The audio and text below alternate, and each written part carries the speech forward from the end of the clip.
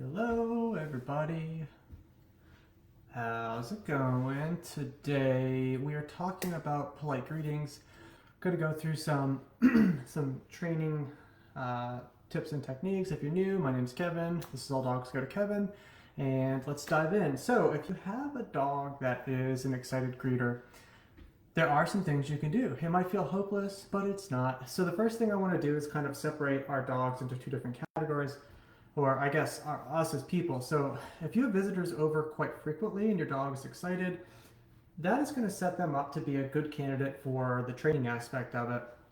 Whereas if you don't have visitors over very often and your dog's getting excited, you're going to want to focus more on the management part. And the reason for that is because if you have a visitor coming over, let's say once a month, then you're going to try to get your dog to act a certain way. You're going to get about 12 repetition in per year of trying to teach your dog to do something. And then, of course, there's so much excitement. So, whereas if you have somebody over every day or every other day, obviously those numbers increase. So then all of a sudden you've got hundreds of chances to practice. So management is going to be your first line of defense across the board. That means preventing our dogs from rehearsing unwanted behaviors. So if your dog does love to jump, how can we stop them? So let's dive into management first. First thing you're going to want to consider is having your dog on a leash. If you don't, then you're going to be setting you and your dog and your guests up to fail. I like to use a harness. This is called a freedom harness. It's a really nice way to be able to hold your dog back if they're all excited, and it's going to not choke them and all that sort of stuff. So definitely consider a leash or like a gate system or a crate. If that's all you do though, you're going to probably see your dog bark like crazy. They're probably going to be super excited and now super frustrated because they cannot get to the person. So doing this alone will prevent the jumping, but it's probably going to lead to an increase in barking and other excited type behaviors. So definitely consider that first though. And then paired with that, a good strategy is then to give your dog something else to focus on. So you're going to want to find something that your dog loves. You're going to want to save that so that they're not always getting it. That's going to keep it very exciting. And then when your guest arrives or just before they arrive, you can give them that thing to do. So again, if this is the type of situation where you don't have guests over very often, maybe once a month or a couple times a month, before they enter, give your dog that stuffed Kong or chew or something like that, and then have them behind a gate, on leash, in a crate. That will really, really help. So what is that going to do with for them or with them? What that's going to lead to is once the person is in, they're a little excited, you give them something to do ahead of time. Once they're finished with that, they are likely going to still be a little excited, but it's going to be a lot more restrained than when they are full of juice and the person just gets in. So 15 minutes later, when they're done with their thing, they're likely going to be very happy to greet the person, but they should be more relaxed behind it. There shouldn't be as much excitement. So that alone is just a good strategy. I've done that with my own dogs. Whenever we were having a bunch of people over for a little party, I would give my dog something to do just so we could get the people in and out too, and I didn't have to worry about doing sit stays and all of that for my dog. So that's a great strategy.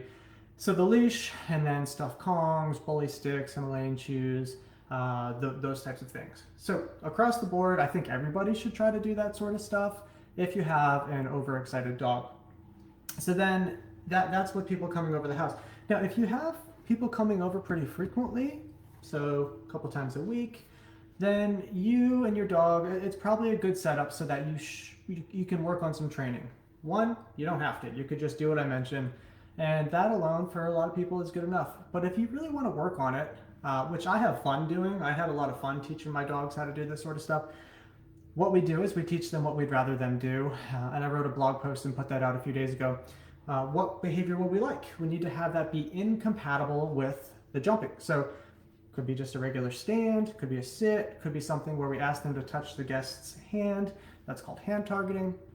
So doing those behaviors can then result in food rewards, but probably most importantly, doing the correct behavior can result in getting the interaction with the person that your dog is after. So if they do A, then B happens. They get to greet the person, and that's the ultimate reward for many of, probably for all these overexcited dogs. They really just want to greet. So if we can get them to do it, but how? That's a great question, because it's very much easier said than done. If I'm just going to say, hey, sit, and have the person come in, well, if your dog's not very excited about people, then that really is easy. But of course, that's not why you're watching this.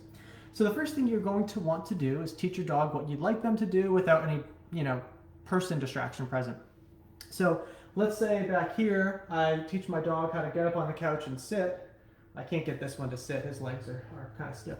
But let's say I get him up on the couch, teach him how to sit, and I teach him how to stay, and then I can walk over to my door and open it and shut it, and my dog can do all of that without the actual guest present. So I've taught the training plan without the biggest distraction. So let's say we're there, and I put some links in the blog post. Take a look at that. You'll end up seeing some videos on how to teach that sort of stuff. But let's say we've got that down. I can say, come here, doggy, stay, good boy. I can go and open the door. Now I can probably start to implement that with a guest. So what I can do is now have my guest over. The very first rep of actually having the guest come over, when you're first trying to start this training, I wouldn't even try to do the actual exercise that we're going to be talking about. I would just manage, like I mentioned, give my dog something to do, get the person in, and just try to kill all that excitement, that way. Once they're in, my dog has gotten to greet them. Then, assuming that they are a willing participant, I'm going to say, hey, guest, can you step out for 10 seconds and then knock on that door? Guest steps out for 10 seconds, knocks on the door. And once the knock happens, your dog is probably going to get a little excited. You're going to say, come here, doggy, come on. Get them on their spot, ask them to stay, open the door, invite the person in. Because your dog has already gotten to greet the person, they may end up breaking the stay, but it's going to be very easy to get them back. If they do break it, there won't be that much behind it, especially compared to if you tried this on the very first go. So person's in, dog's staying. I say, okay, let's go greet the person, come on up, and then have them do the behavior that you have been working on, a sit, stand, touch, whatever.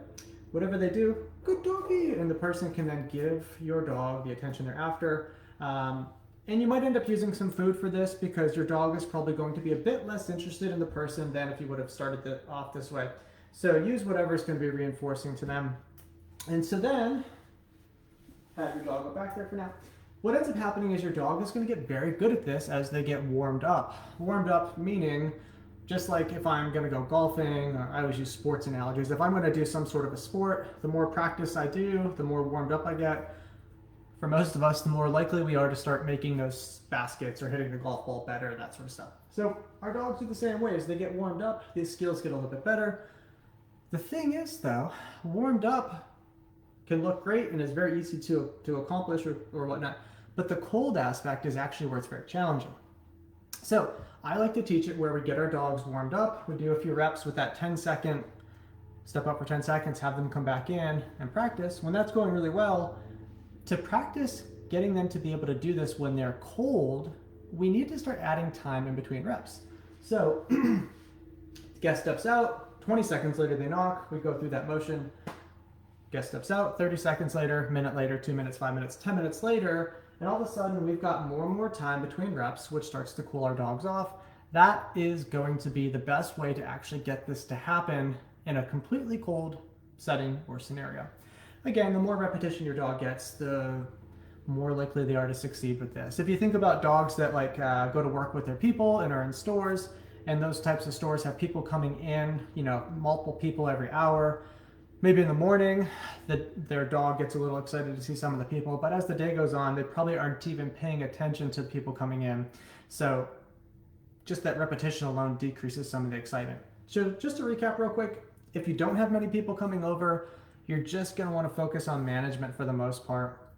Give your dog something to do just before the person walks in, something special that they never get. Make sure your dog is tethered, or just you're holding onto the leash, or they're behind a gate or in their crate. Give them that thing. Once they finish up, it's likely that they can go over and greet the person without too much excitement. And then if you have a chance to do the training, what I just mentioned, I'm not going to repeat it all because I just said it, but you got to get them to be able to do the behavior you want, warmed up, and then you have to start working into the cold zone. Just to reiterate, the blog post that I wrote and released on Monday, which is on the website, has some videos and some ideas on how to teach this sort of stuff. So that's kind of what you're going to want to do inside the house if you have an excited greeter. But what if you're outside? What if you're out for a walk and your dog wants to greet? your dog sees the neighbor, your dog loves the neighbor. What do? There's a couple different exercises that we teach. One of them is called Go Say Hi. And what that means is kind of ahead of time, you teach your dog. I'm going to hold my dog here because if I put him down, you'll be able to see. But I teach my dog to walk, and when he hears Go Say Hi, that's his cue to walk up and sit in front of the person. Boom. And then the person can say, oh, hi, how you doing? So the sitting is the behavior, and then that's what's going to earn him the attention from his favorite person. Again, it doesn't have to be a sit. It could be a stand. It could be a hand target, any of those things. But that is an idea. And so in the beginning, if I'm going to start that off, my dog might be very excited. Maybe he's pulling a little bit. Maybe I'm like, okay, that's fine. As long as you do sit, you get what you want. But as he's getting better at that, then I'm going to start saying, okay, if you want to greet that person, not only do you have to get up there and sit or whatnot, now you can't pull me either. You got to walk with a loose leash. So we start walking. If that leash tightens, we say, oh, too bad. Let's go back to the start and let's try again. All right, let's try again. Oh, the leash is loose, leash is loose, leash is loose. Oh, good boy. Go say hi. And so we can add more behavior in to help decrease some of the unwanted behaviors associated with all this excitement. So loose leash walking and all of that. So that's one way to do it. Another way, which is the same idea, but it's more where the person is approaching, is we would have our dogs basically hold a position, a sit, a stand, something to that effect. So I would be here with my dog and the person would be approaching, and I'd say sit, stay, or something to that effect. Person can keep coming. If my dog gets too excited and starts going, I'll be like, oh, too bad. Hold on 1 second, person. Come here, buddy. Sit, stay. All right, keep coming. And as long as he holds the position, the person can continue to get closer and then greet him. So those are just a couple ideas. You can also manage. What if I'm trying to talk to my neighbor? My dog is like, oh, I'm so excited, yes. I can even just do something like a food spill. So we get to the neighbor, I dump some food on the ground, just some kibble or some low value treats. He starts vacuuming those up, and I can talk a little bit, and then that can help kill some of the excitement, because a lot of times it's that initial greeting where all the excitement lies. So after he eats those treats, takes him a minute, he looks up, and I can say, good boy, and then the person can pet him and not get jumped all over. So these are just some tips and tricks. Some of it is just simply distracting to help decrease some of the excitement, and then some of it is training. Pick which one you think works best for you. Obviously, a combination of both is very important if you're going to go the training route. But if you're just not getting enough repetition and you're just like, oh, my dog's just not getting it, it's not your dog's fault, it's not your fault. It's just simply, it's very hard to learn a new behavior when you're only practicing something 12 times a year. Think of it that way. So if you have any questions, let me know. Double check that blog post, which is on the Facebook page, on the Instagram page as well, with some videos on how to teach some of this stuff. All right. Thank you so much for watching. Have a good day. Bye-bye.